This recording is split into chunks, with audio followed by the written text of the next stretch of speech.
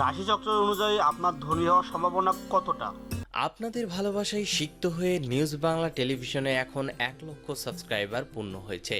আপনি যদি এখনও সাবস্ক্রাইব না করে থাকেন তাহলে প্রথমে সাবস্ক্রাইব বাটনে ক্লিক করুন, তারপর পাশে থাকা বেল আইকনটিতে প্রেস করুন।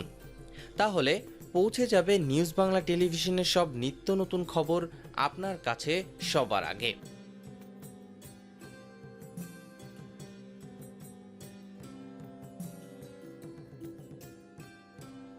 আপনার জন্মকুণ্ডলিতে নিম্নোক্ত প্রকার যোগ আপনি ধনবান হবেন কিনা তা জানা যাবে।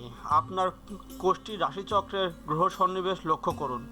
অনুরূপ গ্রহ সন্নিবেশ আছে কিনা তা মিলিয়ে দেখে নিন, আপনার ধনশীল হতে পারেন। যদি লগ্নের নবম স্থানে অর্থাৎ ভাগ্যস্থানে দ্বিতীয় এবং চতুর্থপতি গ্রহ একত্রে অবস্থান করে এবং নবমপতি বলবান হয়ে দ্বিতীয় স্থানে অবস্থান করে এবং লগ্নপতি উচ্চস্থ ও হয়ে একাদশ স্থানে অবস্থান করে, তবে জাতক জাতিকা প্রভৃতি ধনশীল হয়ে থাকে। সিংহ, ধনু, মীন, মেষ, কর্কট ও বৃশ্চিক এ কয়েকটি রাশির মধ্যে একটি রাশি যদি রবি ও মঙ্গল একত্রে অবস্থান করে তবে জাতক ধনী হয়ে যাবে। অতএব আপনার রাশিচক্রের গ্রহ সন্নিবেশ লক্ষ্য করে এ ব্যাপারে স্থির নিশ্চিত হন। লগ্নে পঞ্চমে শুক্র যদি স্বক্ষেত্রে অবস্থান করেন এবং একাদশ স্থানে যদি শনির অবস্থান করেন তবে জাতক বহুদ্রব্য তথা ধন সম্পদের অধিকারী হয়ে থাকে।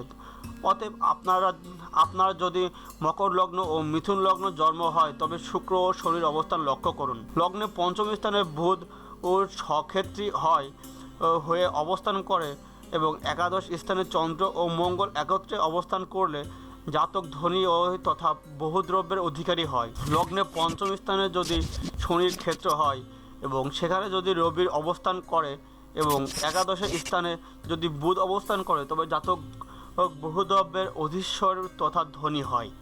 লগ্নে পঞ্চমে যদি রবির ক্ষেত্র হয় এবং রবি যদি স্বক্ষেত্রী হয়ে সিংহ রাশিতে অবস্থান করেন এবং একাদশ স্থানে যদি রবির অবস্থান করেন তবে জাতক বহুদ্রব্যের অধীশ্বরী তথা ধনী হয়। অতএব আপনার যদি মেষ লগ্নের জন্ম হয় তবে রাশিচক্রে রবি ও বৃহস্পতি অবস্থান লক্ষ্য করুন।